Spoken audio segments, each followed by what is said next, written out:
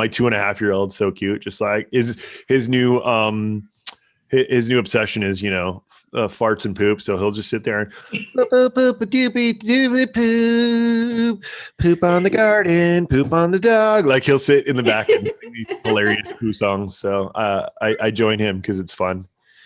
All right, guys, if you are joining us live, we are talking about my children singing their poo songs. But then after that, we are going to talk insurance. Stand by as we start our recording. If you guys want to join us in the Zoom call, you can do so at sellerroundtable.com/live. It's free. At the end, we do Q&A. Even during the session, we do Q&A where you get to ask us questions, which is cool. We're not going to charge you like we normally do, right, Amy? This is free. This is free advice. This is the only time you get it for free. Otherwise, you're sending us money. So join us, sellerroundtable.com/live. We're going to talk insurance. All right, so let's start recording. Oh, wait, I got to get my windows perfect. I like my perfect windows. And the people watching live like to hear me talking about my perfect windows. All right. Here we go. Hey, what's up, everybody? This is Andy Arnott with Amy Weiss. And we are talking insurance today with Ashlyn Hatton. Welcome, Ashlyn. Hey, guys. Thanks so much for being on today. So we are going to shoot from the hip. But first, what we like to do before we get started is to get to know you a little bit more. So give us a little backstory. Where you grew up. Did you go to college? What was the craziest thing you did in college? Can't talk about that. Why not? Why not? It's not like we're streaming live or recording this. Right. You can tell us. Yeah, so I grew up in a little town called Kokomo. Has nothing to do with the song. I love that song. Everybody started humming that song as soon as you said that. Jamaica, Amy, everybody knows I'm the only one who gets to sing on this podcast, even though I'm the worst. Well, you were just singing about poop, so Kokomo, poop, all whatever. Right, fair enough. Literally grew up in the middle of a cornfield. There was cornfields in front of us, cornfields beside us, cornfields all around. In Indiana. I did go to college. I went to college at IU for criminal justice. I thought I wanted to be an FBI agent to do financial crimes. But once I was like 3 years into my degree, I realized that computers don't talk back, and it was really boring. Not yet. I enjoyed what I was doing, but I sat at a computer all day and looked through financial records, and it just wasn't my fit. So I was in banking at that time and was moving from the Chicagoland area to the Indianapolis area. And one of my friends said, hey, Liberty Mutual Insurance is hiring. You should go apply there. And I was like, I don't want to be a used car salesman. I'm not interested in selling insurance. But I took the interview just for, giggles. And the guy said that this was a man's industry and that the men would outsell me every day. So I said, I'll take the job and I'll prove you wrong. So that's challenge accepted. Tell me I can do something and I'm going to prove you wrong. So that's kind of how I got into it. I was opening my own company and one of the e-com sellers came to me and said, hey, Amazon's changing these rules and supposedly I need some kind of insurance to sell online. Can you help me? And I kind of pushed him away a little bit because at that time, nobody knew what e-commerce insurance was or how to protect them or what they even needed. And I was like, it's just not worth my time. And he kept pushing and pushing and pushing. So I finally was able to find him a policy. And he came back and he's like, hey, I have this Facebook group and we've got 15,000 followers on here. Can I post your information? And I was like, shit, yeah, now it's worth my time. And I kind of just fell in love with your craziness. You e-com sellers are absolutely ridiculous. You run on batteries. I don't know where you get your energy from. But I fell in love with like the community with like things like this, doing free webinars for people to help grow their businesses. And that's kind of how I fell in love with you guys. And now I eat, sleep, and breathe Amazon. I'm Googling Amazon stuff all day long. So it's been a crazy, like, this is my fifth year with you guys now. So it's been great. I love it. I don't know how to keep up with you guys, but it's been amazing. So Ashlyn, you cussed, so now I have to put the expletive thing on the podcast thing. So I'm sorry. no, you know what's funny? The expletive thing goes on every podcast because I hate to worry about it. No, I cuss all the time. Amy's the only, God-fearing person on the podcast who doesn't cuss and, doesn't talk about their kids singing the Pooh song. She's much more straight-laced than I am. Good, Amy. I try to keep it clean, but it's very hard around here. Hey, I go with the Gary Vee example. If Gary Vee could say the F word like 300 times on a 1 hour thing, then I can say, at least a couple times during my podcast. Gary does such a good job though of like showing love. I'm on Gary's text list. Like he has a text list and he always sends like loving messages to his people. He's like, Aww. He says things like, I love you, you're valuable. He doesn't really swear at us in the text group, but Yet. Yeah. Well, and that's good to know because now I'm not going to sign up because I only want the cussing. He said like on Thursday we got, my friends, darkness has the potential to be leading at halftime, but kindness always wins when the clock hits 0. Ugh. Yeah, Gary Vee. Send a text. He even sends like little videos and pictures. He looks like a creeper though. He looks like somebody staring in your window in that photo there. Yeah. Seriously. Well, I won't send you those kinds of creepy messages. Oh, bummer. Not like. I think today in insurance, Ashlyn, that we are still struggling, because we've gone from making sure that we have the necessary insurance policy and maybe we can get into that a little bit, but we've had people doing insurance on the show before, and it's just so enlightening. The last time we had somebody on the show about insurance, we went over what you need to have, and I went and double checked my policy, and I didn't have everything I needed to have.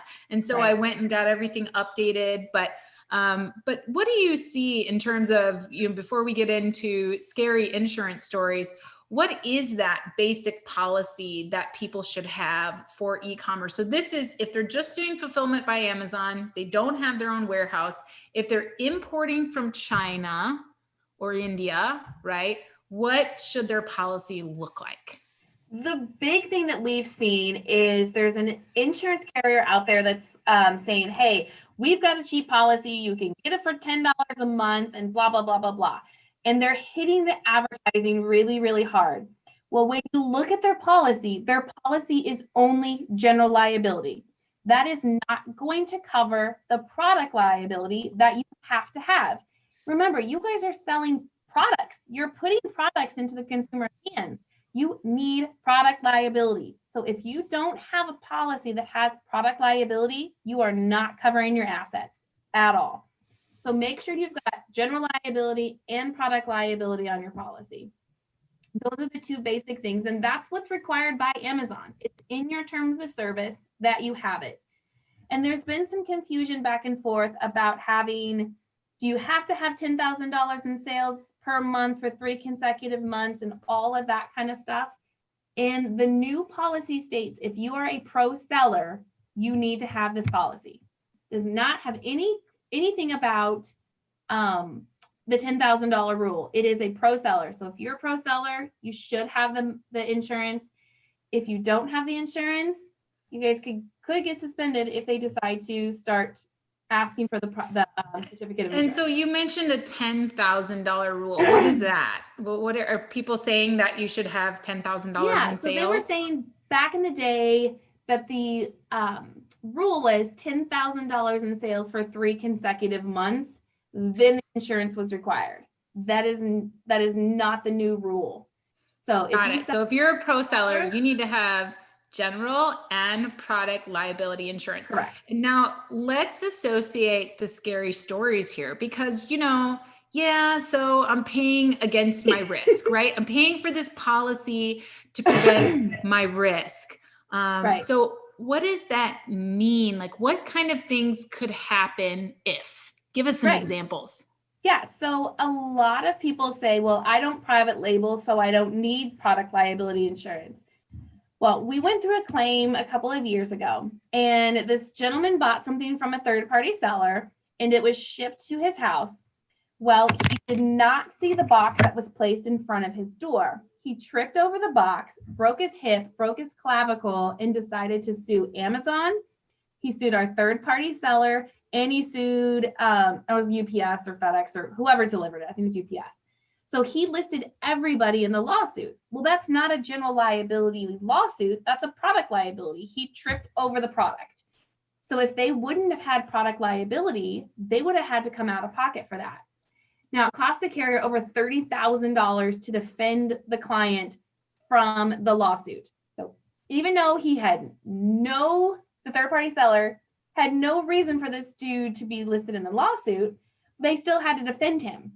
So if he didn't have that insurance, he would have had to hire the attorney himself and pay the $30,000 out of pocket to get his name dropped from the lawsuit.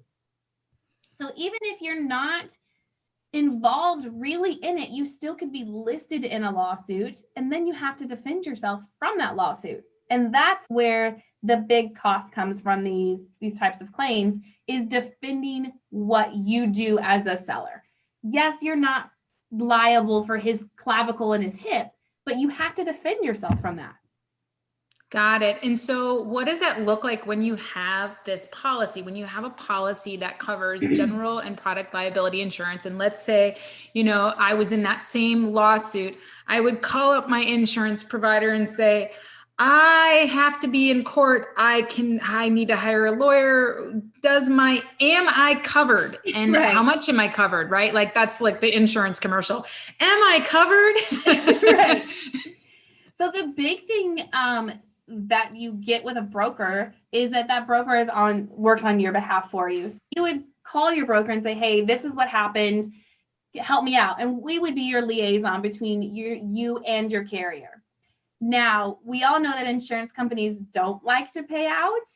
And so when you're in a lawsuit like this, you have the best darn attorneys ever to defend you from these lawsuits, because the carrier doesn't want to have to pay $1 million claim. They're going to fight tooth and nail to say, hey, Amy is not responsible for this. Drop our name from the lawsuit. So the other way around in this situation is it's great to have these attorneys who don't want to pay out for you, so they fight hard for you to get your name dropped from the lawsuit. But the base policy, to kind of answer that question, is like, are you covered? The base policy is $1 million. So if you get sued, you have up to $1 million as your base policy. Now, if you're selling more, then we absolutely could add more coverage to that. I always say at least your sales or your sales times 2. So you can always add additional coverage to your policy. Got it. That makes sense. If you're a big baller, you might need a little bit more than $1 million. Or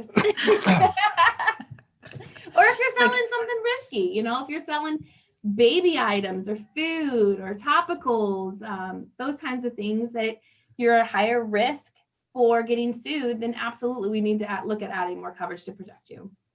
And, I think the biggest question is, when people reach out I always tell people, go to an insurance broker, tell them about your business and find out, because there's a difference, right? And a lot of us are moving now from Amazon fulfillment to merchant fulfilled. A lot of us are moving to third party, to 3PLs, and our stuff is not only going to be at Amazon. And so we really, really, really need to know that we're covered outside of just Amazon's fulfillment centers and outside of our products maybe coming from China and coming into the United States. And that's a hard thing, I think, for a lot of people to switch over to, is to really think about, okay, where are my products now and what am I doing? I mean, I know I have my own warehouse here in Texas, and I have to have insurance coverage for that warehouse, because if that warehouse burns down or my products get damaged, that's all my inventory.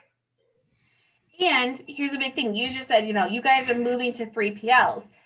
I have over 100 3PLs insured myself. Like, we insure the 3PL, and they don't cover your products as you as the consumer putting your products in the 3PL. So if you put your $50,000 worth of products in their 3PL and that 3PL burns down, you don't have any coverage. That $50,000 is gone. So the biggest thing that I say, if you're using a 3PL, ask your 3PL if they cover your products. And if they say yes, get it in writing, get a copy of the certificate of insurance to make sure that you have that coverage. Because I'm telling you, majority of them do not have the coverage. So if they don't have the coverage, then we add that to your policy. It's really inexpensive to cover those products. Even if it's not in a 3PL, it's in your basement. We have a lot of people like, oh, well, I have homeowners insurance. My homeowners will cover that. It's not. Unless you can explain to your homeowners insurance that you have 10,000 toothbrushes because you only brush your teeth one time with the toothbrush and you throw it away, they're going to know it's for a business and it's not covered. You've got to remember, your business is business, your personal is personal, and those coverages don't overlap. So just the biggest thing is don't assume. Ask the questions. I'm here to give free advice. That's not, if you guys have questions, feel free to reach out to me on Facebook and say, hey, Ashlyn, is this covered? And I'll give you an answer and not push for insurance. So I want you guys to make sure that you have the right answers, not some BS answer that some broker on the corner who thinks they know what they're doing and don't really know. I think you're going to push them to the train. You're going to bribe them with the train, get insurance with me and you can ride on the train. Yeah, let's talk about that. Ashlyn has her own insurance train. Tell everybody about your insurance train, Ashlyn. Yeah, so a couple months ago, I bought a train. It's 52-foot, 10-year-old Italian train, like one of those trains that you see at the zoo. I actually bought it from a zoo. The South Dakota Zoo traded theirs in for a new one, and we now own the Haddon Express. That's amazing. Like, it's such creative marketing. And so what do you use it for? Like, how do you use it for creative marketing of your business? Yeah. So right now we're using it more on the personal line side. We have about 6 neighborhoods right around the office, and we're taking it to the neighborhoods and giving free rides. Last month was National Talk Like a Pirate Day, and we all dressed up in pirate outfits, and I had like customized pirate eye patches. And we played this like pirate themed music and just took kids around the neighborhoods and just trying to bring some smiles to the community, because all this COVID stuff and politics and all of this negativity on TV, we're just tired of it. So we're out there just trying to get some smiles. Expensing toys. I love it. Yes. Yes. Of course, Mr. Auditor, we did need a train. We absolutely needed the train. It's a business expense. I called my CPA and was like, can I write this off? And I was like, 100% marketing. I mean, my kid's going to ride on it, but it's 100% marketing. He's like, yeah, do it. Oh, Amy, there you go. Amy, that's how you can get your Lambo. Just plaster Amazing at Home all over the Lambo, and then it's a write-off, the whole thing. There you go. Boom. I just got rid of my car. That was my dream, was to have a driver. I never wanted to have to drive again. So I sold my car, I got rid of it, and I no longer have a car. Nice. So now you have a driver? Yeah, well, you just Uber? Do you just Uber everywhere? You don't have like a black-hatted guy that tips his hat? No, but one day I will. One day we'll have a black-hatted guy in a Rolls Royce with Amazing at Home plastered across the. There you go. Right off. So, we had a question here, Ashlyn, about what if I'm a brand new seller and I've only sold $1,000 in sales. I've just got a couple of products in my garage. A policy is probably going to cost half of that.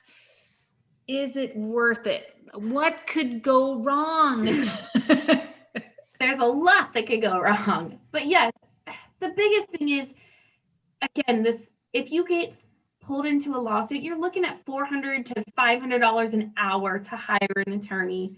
It's just not worth it. As a new seller, without doing private label, you're looking at like $450 to, maybe $550 a year. Carriers do allow you to do monthly payments. So, I mean, it's definitely worth doing as a new seller, because that first item that you ship could be the one that the guy breaks his hip over. And we're seeing a lot more claims right now with COVID, because desperate times call for desperate measures. And I think people are really hurting for money. And what's the easiest way to get money is to sue somebody. So we are seeing an uptake in claims, and a lot of more people are shopping online. So we think that definitely has something to do with it too. So if you're asking if you should get a policy in the beginning, absolutely. It's a headache that you don't have to worry about. If you get pulled into that lawsuit, you make a phone call and you don't have to stress about it. These lawyers are really good at finding ways through. So even if you have an LLC, you could still pierce the corporate veil and lose everything. You could lose your house, you could lose your car, you could lose your 401k, you could lose everything over a stupid stuffed animal that you shipped. So it's worth it to get it from the very beginning. And, the other question that I get all the time about insurance is, Amy, how much do you pay? And it's like, for me, I look at it as every policy is going to be different, because again, I have a warehouse that I need to protect. I've got product in my own house that I need to protect. I have, all kinds of stuff like that. But when it comes to cost for the average policy, can we give an average cost of what someone can expect to pay for like a general and product liability policy? It really depends. So like you said, it is definitely dependent on many factors: what you're selling, where you're sourcing from, and what your sales are. So if you say, well, I only pay $1,000 a year, and someone else is like, well, I pay $1,500 a year, why is mine different? Unless you're selling the same thing, sourcing from the same place, and you have the same sales, it's never going to be the same.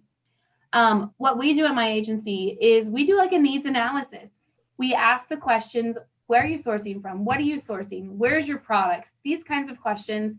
And we build a policy to protect your assets on what you're doing as an individual seller. Now, you can always remove things from that policy, but at least you know that we're going to give you the policy that's going to protect what you're doing. If you're using a 3PL, we're going to put the coverage on there for you. And then you have to tell me, no, Ashlyn, I don't want that coverage. So we really try to build a policy to protect 100% of what you're doing as a seller, as an online seller.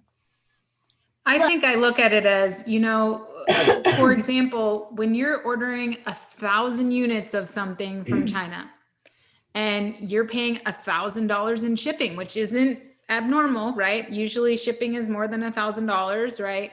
Well, you're probably going to pay about that much for insurance to cover everything. And if you think I've got 3 or 4 products and, 4,000 units, and you divide that $1,000 that you paid for your very first insurance policy by all of those 5,000 units, and you think about your level of protection against that, I mean, it's pennies. Yeah, it's exactly. Makes no sense not to do it. Right. And that's why I always think of like, it's like when people start trying to skimp on their product photos, or they're, like building a website and stuff like that.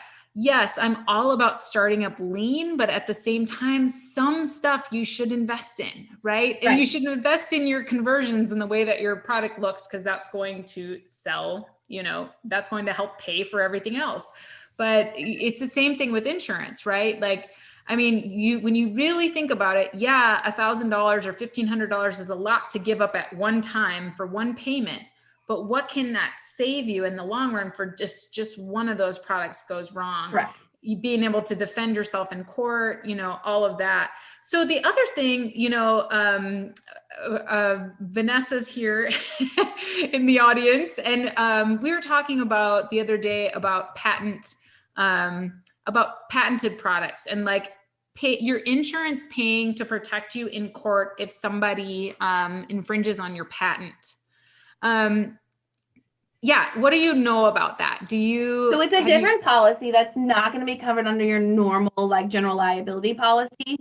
But there is insurance out there to cover those types of things, but it's not typical on your normal general liability.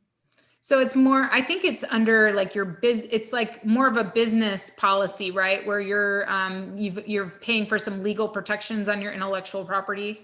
So it's an intellectual property coverage. So it's a totally separate policy for IP.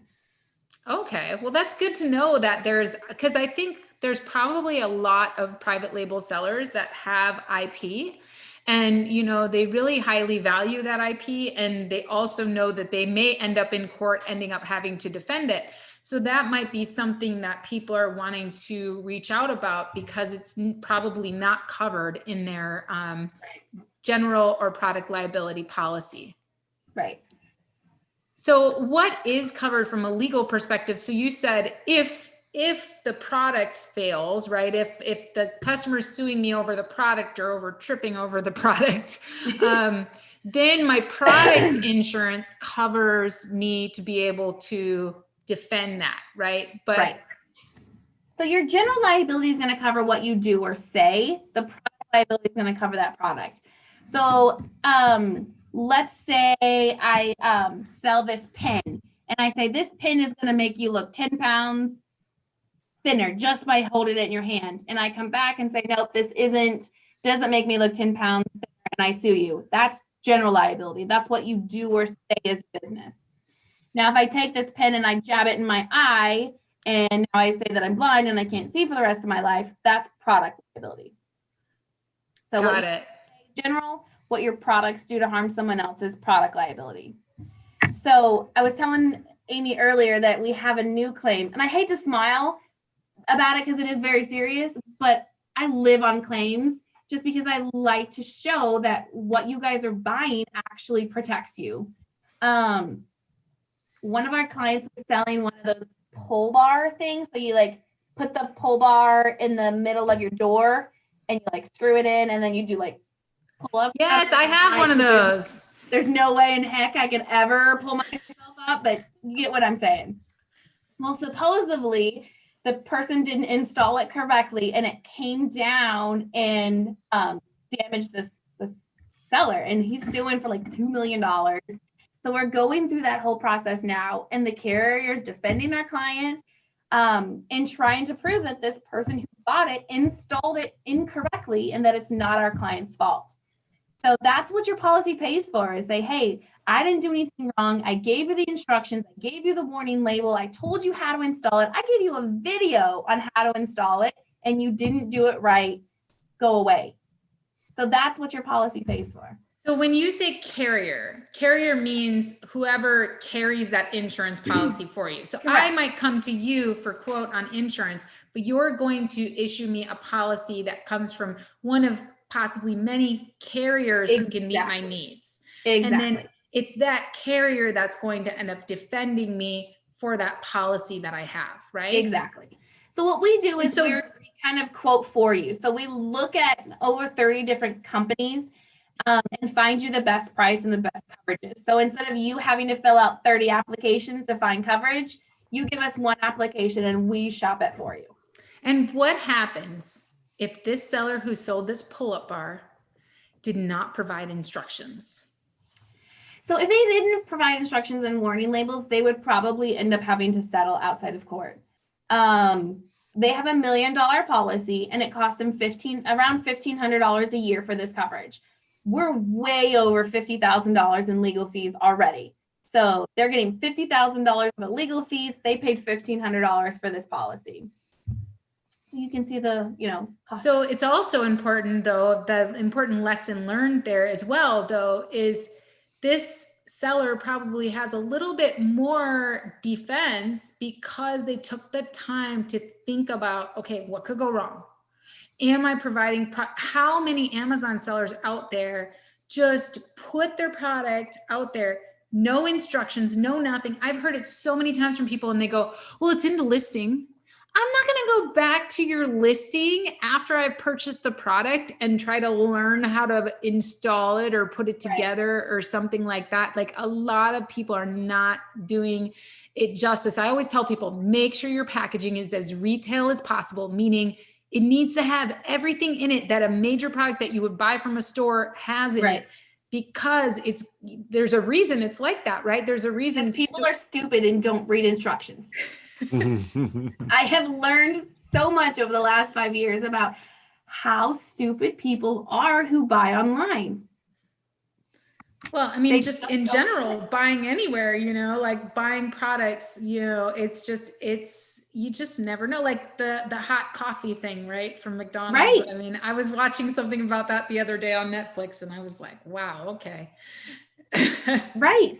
You have to dumb it down. $1,500 million policy covered them, and so he didn't have to pay anything out of pocket. What about so far right now? It's where they're trying to settle outside of court, so there's been no settlement. But there should be no reason that the court ends up settling with him. I think we'll be able to get him off completely. So if you have to settle outside of court, does your insurance policy cover that? So for example, you'd have $1 million in coverage as your base, up to whatever extra. So it would just be if you settled for higher than that $1 million.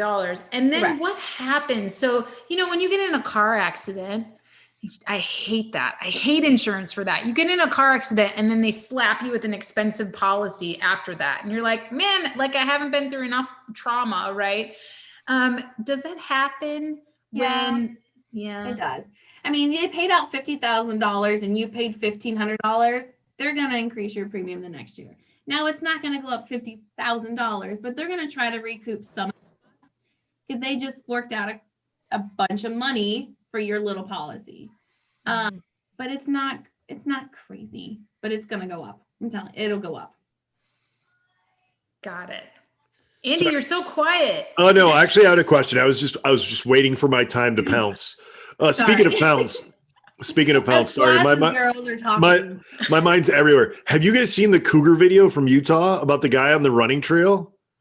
No. Okay, when nobody leave right now, but when this is done, go and Google. Oh, you're gonna do it right now. See, I shouldn't have told you. I'm just writing it down. Look up so some dude was jogging on a jogging trail in Utah and came on upon a cougar, and it chases him down for like 2 minutes, and he's just like, today's not the day. Go back to your babies. Like, leave me alone. You don't want to eat me. Like, you could tell that like he's freaking out, but he's also like trying to be smart. And it's just, I won't tell you what happens, but go and watch it when you get a chance. It is unbelievable. Where was it at? In Utah. Okay. Yeah, it's crazy. It's all over the news. Like if you Google it, you'll find it. But anyway, on that note, the dangers. It's so scary. Everything's scary. What is there any like time frame when you could just be like kick rocks? In other words, like if I buy a lawnmower and I have it for like 15 years and I've used it so much that like the bolt that's holding the blade in deteriorates enough where the blade goes flying off and hits somebody, like can they still come after you, or can you be like, no, like this is that's reasonable wear? Like, I mean, how does that work? They can still list you in the lawsuit whenever they want.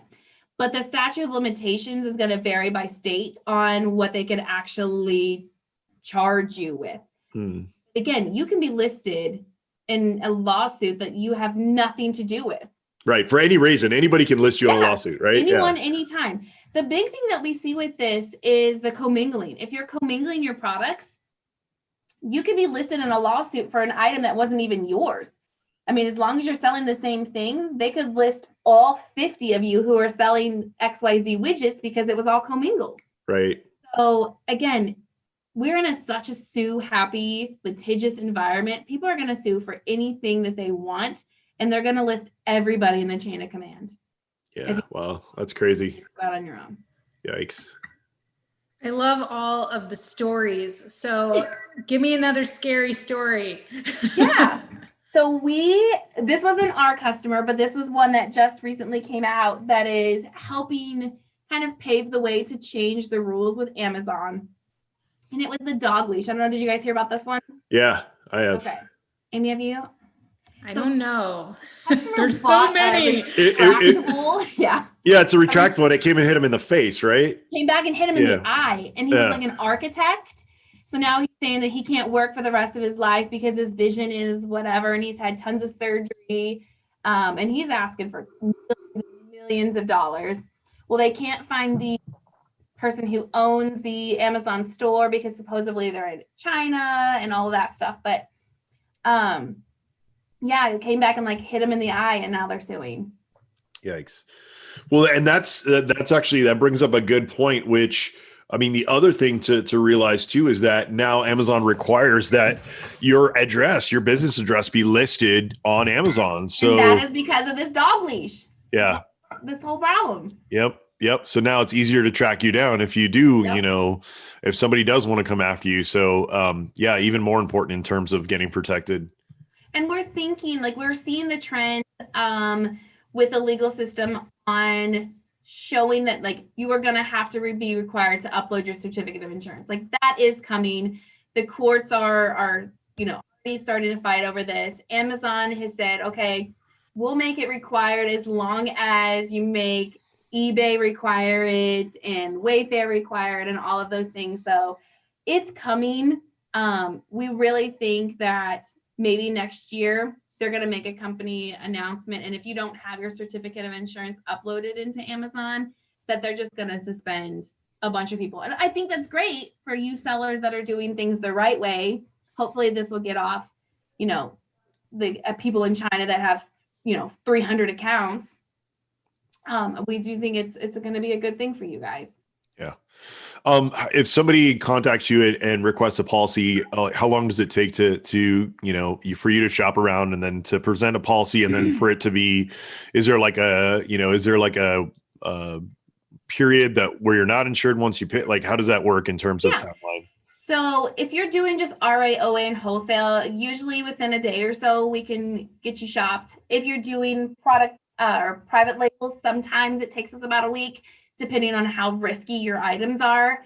And it's active as soon as you pay. So if you pay today, then it's active today and it starts today. The insurance companies are really good. So like if you get a claim notice today and you buy a policy today, they're going to know. So Right. wait for the house to be on fire to call for insurance policy. Right. They will figure that stuff out. But we can get it active very, very quickly. Right. It's like being on the phone when the fire's like at your door, right? Exactly. I need that insurance policy now. Yeah. We've learned. We had to learn that one the hard way too. Yeah. Yeah. So we had a claim with this one too. This is another fun one, Amy. One of my clients came to me at one of the conferences and was like, "Hey, quote this insurance." So we quoted it like at the conference, and he's like, "Cool, I'll get back with you." Well, I followed up a little bit later, and he's like, "I decided I don't want it yet." Well, then he called me about 6 months later, and he's like, "Hey, about that insurance policy," and I was like, "Yeah." He's like, "I would like it now," and I was like, "Okay," and he's like, they were putting up racking in their warehouse, and there was a pipe. Well, they had to move the pipe to get the racking up. I guess they didn't get it tight enough, and they had water damage. He had 6 inches of water in his warehouse and lost $180,000 worth of product. He had $180,000 worth of product that was 6 inches underwater. Oh. It was like, I can't cover what's happened in the past. I can cover it if it happens again, but you're out $180,000, bud. I'm sorry. Yikes. I don't like those stories at all. That's that you never want to do that after the fact, right? Right. So any other kind of pitfalls or, you know, when getting a policy, I know that you know, there's different types of policies like umbrella, like can you kind of explain, like I know we talked about you know, the general and product, but I've heard of umbrella too. What's umbrella? So your umbrella is going to be above and beyond your general and product liability. So if you have $1 million base policy and you got $1 million umbrella, it literally is like puts over it. So you go through your $1 million general liability first, and then you go to your $1 million in umbrella policy. So you really have $2 million worth of coverage. Another big policy to think about is if you're sourcing in your vehicle, your personal vehicle, and you don't have a business policy. If you are in an accident, the carrier can deny your claim because you're on business use and you don't have a business policy. So that's another one big to think about, is how you're using your personal vehicle. Interesting. So if you're dropping stuff off at like UPS and you get in an accident, sourcing, then technically like you should be claiming with the business, not with your personal insurance. Exactly. Interesting. So remember, business is business, personal is personal. Right. Another big one that we see along the automobile is transit coverage. So let's say I'm sourcing at Target and I get $2,000 worth of product at Target, and then I go to Walmart and that $2,000 worth of product gets stolen out of my car. Again, you have a personal policy. Your personal policy is not going to cover that $2,000 in business products. You need business in transit. So that, again, remember, personal is personal, business is business. Unless you can lie to the carrier to make it seem like that was your personal stuff, they're going to know it's for business and not cover that. Well, at least the holidays are coming, so you can be like, oh, no, these are all for family members. I'm sending gifts out early this year. Yeah, 47 toothbrushes and 16 of toothpaste. Absolutely. I'm giving everybody bras this year. Everybody gets bras. No, I don't think it'll fit me. I mean, I can try them on, but I don't know. Yeah, you might not be able to get away with that one. Yeah, I don't know. I can give them to my wife, though. There you go. So, all right, Amy, anything else that you wanted covered?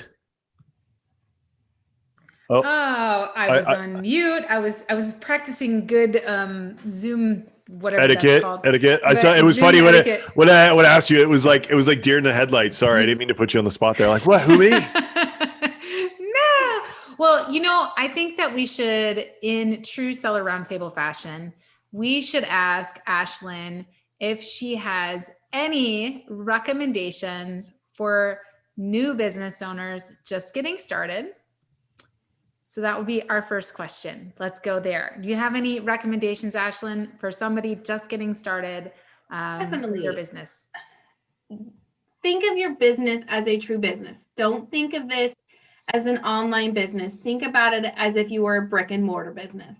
Don't take shortcuts just because you think you're safe behind your keyboard. People are just as likely to sue you if it's a big box store versus an online store. So stop thinking of yourself as being safe just because you have a keyboard between you. Think of yourself as a brick and mortar business and protect yourself the way that you should if you were brick and mortar.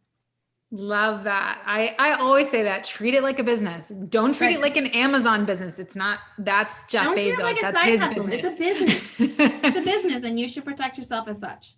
Yes, love that. And any motivational podcasts, books that you're reading, anything like that, that is really keeping you motivated right now outside of driving that train around. Always be learning.